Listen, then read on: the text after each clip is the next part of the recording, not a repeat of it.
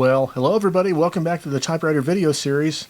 Hey, I have an Underwood SX from 1954, and this was found by one of the members of our Albuquerque Typewriter Society, and she needed it to be cleaned and serviced a little bit. This thing was in really filthy shape, and it was just reeking dust and all kinds of, it was just full of stuff. It was a really super dirty typewriter, and it took me over the course of maybe 4 days, roughly 4 or 5 days, working on it here and there to get it to where it's working really good now. And this is a neat machine. It had quite a few problems though, besides just the filth and the dirt and the dust. These little covers that flip up for the ribbon covers like this, they were totally wonky, and I had to take those two off. Took the side panels off, the paper table, the back plate off, and one of the things I noted right away when we first started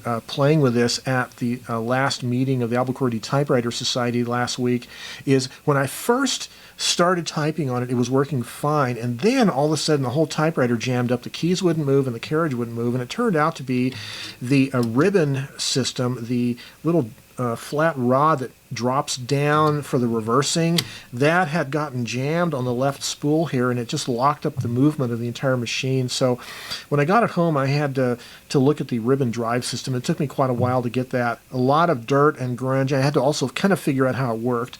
And also I ended up putting a new ribbon wrapped directly onto the hub of the ribbon spools themselves. So I'm not using an actual separate ribbon spool. I'm using the internal hubs built in here. But it's a really heavy-duty machine. It's seen a lot of wear. There's some scratched paint here and there. There's a little bit of, probably looks like whiteout to me, some whiteout stains here and there, but the thing works really good, and I was surprised at how serviceable it was. There are a few things that are difficult to get to, but for instance, the tabulator system, there's a bracket in the back behind the rear panel that you take 4 bolts off, and this bracket comes off, and all the linkages for the tab system you can access. So, you know, this morning I was wanting to put the finishing touches on this typewriter and then get this video started, but really I felt like going for a scooter ride instead. It was a warm day, actually kind of a hot day, but I got out about 10:30, maybe a little bit later than I should have, but I went out on my motor scooter, went down to the Rio Grande and hiked along the trails. Well, hey everybody, this is Joe, and welcome to the North Valley of Albuquerque. I was on a motor scooter ride. There's my scooter, and I happened to come by this cornfield. Isn't this a cool looking cornfield? What is it, getting to be the latter half of August 2019? The corn is growing. Even in Albuquerque, the corn grows. And anyways, I was heading on my scooter up to the North Valley and maybe do a hike along the banks of the Rio Grande, and I was just remembering these fancy ranch homes across the street here. This is Rio Grande Boulevard in the area of town called Los Ranchos, which is its own village. And I remember back in the 1980s, I was a TV repairman, and I fixed TVs for some of these people. I think this guy over here at one time, he had an Advent. Do you guys remember Advent projection TVs? They were like a big flat coffee table looking thing, and it was a front projector. It projected onto a screen that stood on its own legs across the room. Anyways, just noticing the beautiful cornfield, and anyways, we're gonna head on out to the North Valley now. Well, here we are at the Alameda open space area. There's pigeons hiding in the shade, trying to stay out of the heat of the day.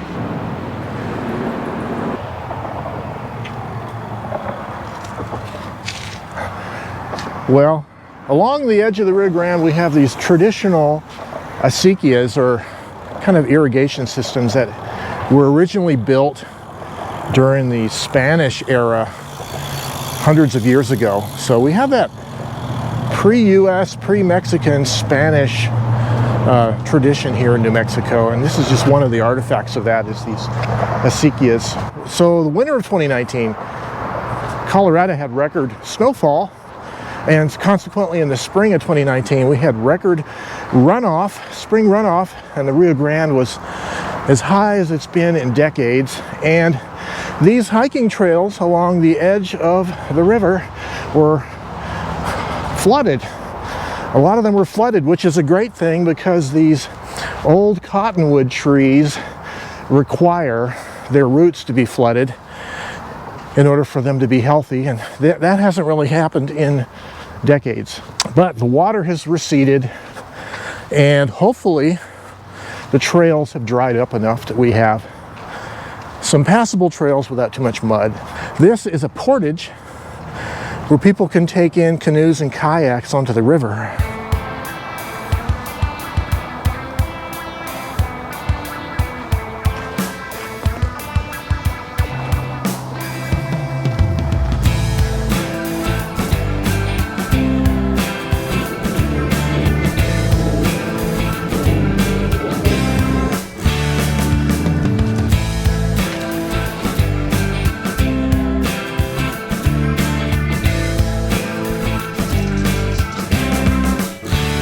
Well, that was a fun scooter ride and a nice hike along the Rio Grande. Kind of a warm day though. It's not a full restoration, but it's just basically rendering it functional, cleaning it as much as I can. And, you know, there are a number of minor cosmetic issues around the paint and scratches and things. It's not a full restoration. I'm not going to be repainting it or anything like that. It's just to make it functional. And actually, I kind of like this funky look, you know, slightly worn look, but still, if it operates fine, that's the most important thing. Well, first of all, there are some pins on the back side of the carriage, and they snapped off, and what they do is they hold the back panel in place.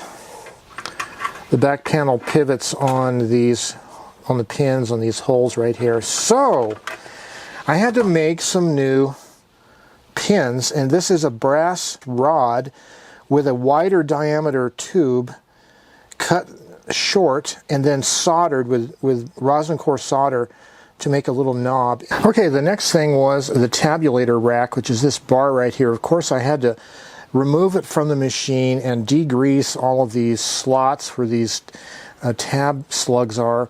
But this arm right here, that is the actuator that sets the tabs, it was bent kind of at an angle.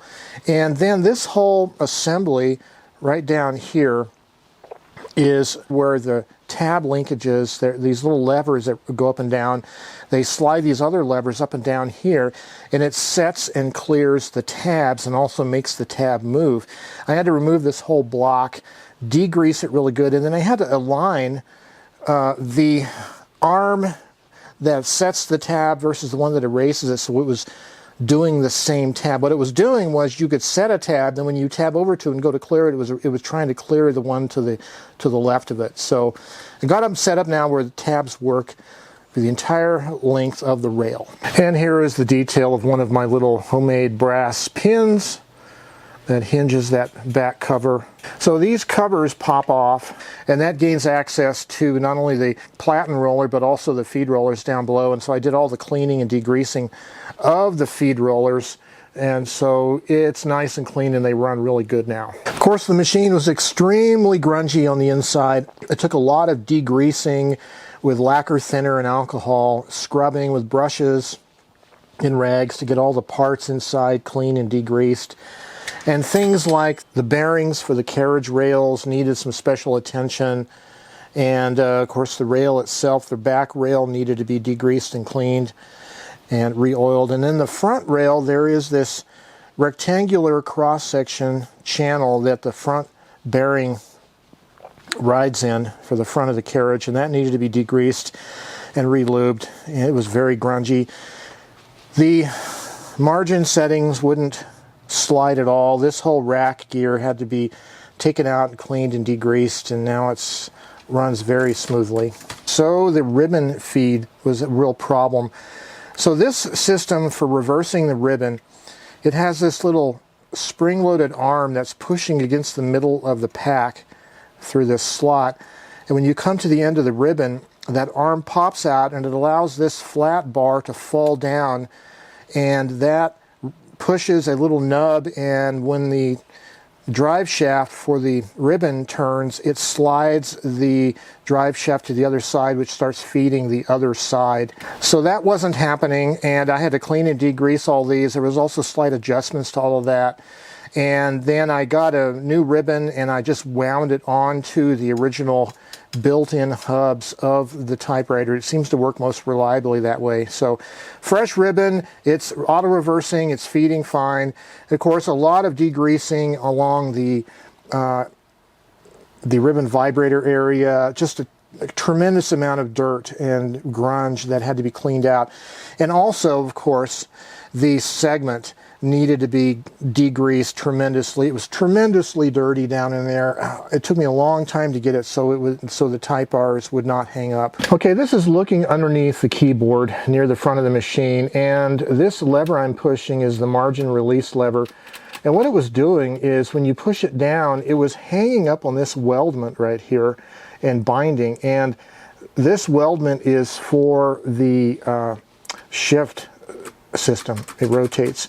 And so I had to adjust these nuts right here. There's one here, one on the other side of the frame, to move the weldment slightly to the right so the margin release wouldn't hang up there on that weldment. Just a tiny little adjustment. It was just another huge problem. And of course, all of the linkages here for the type bars, they all had to be degreased at their pivot points down here, up here. Just a tremendous amount of cleaning and degreasing in the combs right up here where the key levers are. It's just a lot of cleaning needed. So every type bar has a adjustment screw for the tension, and some of them were hanging up. They needed to be adjusted a little bit more, and that helped. And then this spring right here is the touch adjustment, and if I move that touch adjustment lever, it just pulls on this spring. And I had to degrease these pivot points for the universal bar. Had to degrease those pivot points and actually adjust this nut right here so that it pivoted a little bit more freely, so that there was a little bit less tension on the touch. A little bit lighter of a touch, degreasing that pivot point as well. So I alluded to the ribbon drive earlier, but this whole cog wheel is the ribbon manual ribbon advance. It has these levers that only permit the knob to be turned in one direction, but that's a very complex mechanism, and there's a lot of cleaning and degreasing needed to be done on that drive shaft that has the bevel gears or the worm gears that does the reversing. Just a lot of cleaning and degreasing all over here.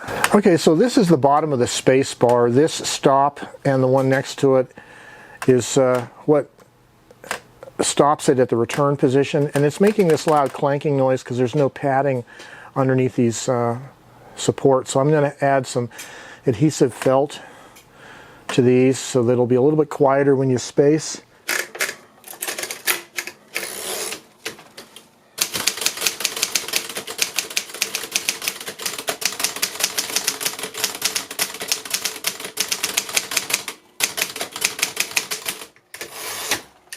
Well, the controls on this typewriter are pretty straightforward. This is a standard American keyboard without the number 1, so this is the older keyboard. Your backspace is on the left, your margin release is on the right. You have a shift lock on both sides, which is nice. And you have the tab bar up here on the top and tab clear, tab set to either side.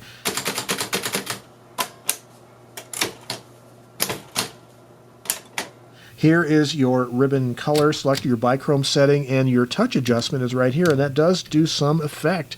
What I really like about this is the margin settings are right up front on the top here. There's a nice scale visible, and the once I cleaned and lubed and degreased the rack bar that the margin settings glide on it, they work really well, but it's really nice having the margin settings up front instead of in the back like a lot of machines. Even a lot of full-size machines have it in the back, so this is just another little thing that makes it really easy to use. Around the right side, there is a knob for manually winding on the ribbon, and you can pull it out and wind it one way, push it in, and wind it the other way. And on the right side, of course, you have your tension release for the feed rollers and your right-hand carriage release lever. On the left side, you have the carriage release lever on the left. You have the line spacing 1, 2, or 3, and right here is a release for the ratcheting. This is the temporary release for the line spacing, and then there's a button here for the slip clutch. This is the permanent adjustment for the line spacing adjustment. And then there is a sliding paper guide with some paper guide numbers on the paper table back here. And pretty straightforward typewriter. Of course, the paper bail has these nice big rubber rollers, and it has a nice scale on the front that lines up with the scale on the margin scale. And there are little fingers on both corners of that paper bail, so it's easy to get it with either hand. So a very handy typewriter, wonderfully made, heavy duty, a boat anchor, except you wouldn't want to throw it in a lake. Probably a lot of these were thrown in lakes, I would assume, unfortunately. But hey, that's one of our missions here, right? If you're a typewriter aficionado, is saving typewriters from destruction. And that's one of the things that's great about taking this machine and fixing it up, is the fact that, hey, there's now a working Underwood Model SX. Well, I started in the typewriter hobby mainly liking portable typewriters, and it's only been in this last year, 2019, that I've gotten to appreciate standard typewriters. And part of the reason for that is my friend Kevin, who has a good assortment of standard typewriters, and I've had the experience of using them, and I really appreciate their ruggedness and durability, and they just work. And then I was gifted the Olympia SG3, which is my current largest typewriter, manual typewriter, and I really love that thing. That's a heavy-duty beast.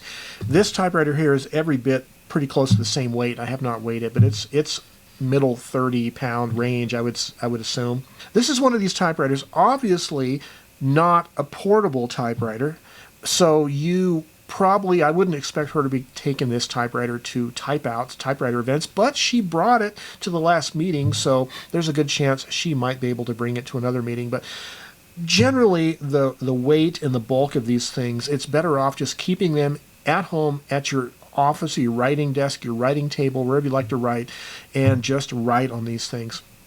One of the things I learned from having used my SG3 Olympia, you're seated at the typewriter, you get the height of your table and your chair set, so you have a good arm position, right? Your forearms are flat pretty much. It puts the work higher up at eye level than a portable typewriter, and it also has this phenomenon where it tends to block some of your vision, the distracting vision that might be around you, because some of us are easily distracted, and I'm certainly that way. So having a big machine in front of you with this wonderful Underwood logo with a flying wing symbol and everything, having that in front of you kind of focuses your attention on the work itself. At least I found that to be true with the Olympia, and I think that's true also with this. It's a really great typewriter, I think, and the mechanism in here is an evolutionary update from the early Underwoods. There's a lot of design elements in this typewriter that come from the early Underwood 5s and 10s, the big black lacquered typewriters where you can see into the sides of them. It has a legacy of having been continually updated over the years, and I think that's one of the reasons why it's such a great typewriter. Now, the type bars are actually fairly serviceable by the user. If you reach in here and push this panel forward, you have access to all the type bars right here, and they are arranged in that horizontal fashion that the earlier Underwoods were from the early part of the 20th century. It's a really nice feature, and it just makes cleaning a lot easier. Put a cloth or something down here to soak up your alcohol and do a little cleaning. Really easy to do. So last week, I met Kevin at the Albuquerque Press Club one evening. We brought some portable typewriters to type on, and I wrote a blog article about it. We had an interesting discussion, and it kind of reminds me, this typewriter reminds me of that discussion. We were talking about going forward in the future of the typewriter hobby. Where is it going to be? Like, for instance, one of the things that brought to mind was the fact that our typewriter group has an assortment of people like Kevin and I, late 50s, early 60s, and some people a little bit older. There's some 30-ish people and some even 20-ish people. But I hope in the future not only will there not be a gender bias regarding repairing typewriters, but more specifically, I hope that the young people who get involved in typewriters really take it to heart and find a love and a talent for fixing typewriters. Because what is the typewriter hobby going to look like, let's say 50 years from now, if a lot of these machines aren't serviced properly? And will the knowledge fade away? Now, luckily, we have people like Richard Polt, Ted Monk, and others who have done a great job in documenting, like in Ted's case, the typewriter database and the service manuals. And of course, Richard Polt is also, in his websites, has a collection of service literature and owner's manuals, user's manuals for typewriters. But having deep knowledge of how they work, how to service them, I really hope going forward in the typewriter hobby that we start to see more young people get involved in this and carry the torch for it as old guys like us fade away. We hope these machines will continue strong into the next century. It reminds me of a time in the United States right after World War II. A lot of guys got out of the military with mechanical skills, and they started taking these 1920s and 30s cars and turning them into hot rods. And in Southern California, this is where the dry lake beds started being used as ad hoc race courses. And this is how the National Hot Rod Association got started. Guys tinkering on with their cars because of the mechanical skills they had learned in the military. But now, if you look at what's happening with antique cars and custom cars and those kind of performance-oriented cars from that day, like the 30s, you see it's more high-end. It's less the average guy in his garage tinkering with it. It's more like high-end restorations, fancy paint jobs, and all that. I guess that's nice, but I sure would like to see, regarding typewriters, a really strong community of people who want to keep the knowledge going on how to fix these and keep them running, because of course the ultimate purpose of these is creativity, putting words on paper. And I always say this, I love photography, but there's something you can do with words that you can't do with a photographic image. You can create a picture in your mind with the power of words that you can't do with photography. And that's the power of words, the power of language, and that's what empowers these machines to make them what they are, the magic machines that we love, the typewriters. Well, I hope this encourages you guys to get out there and learn to fix your typewriters, service them, clean them, keep them in good running order. If you have any questions or concerns, comments, drop them down below, and I hope you guys have a great day. Stay creative.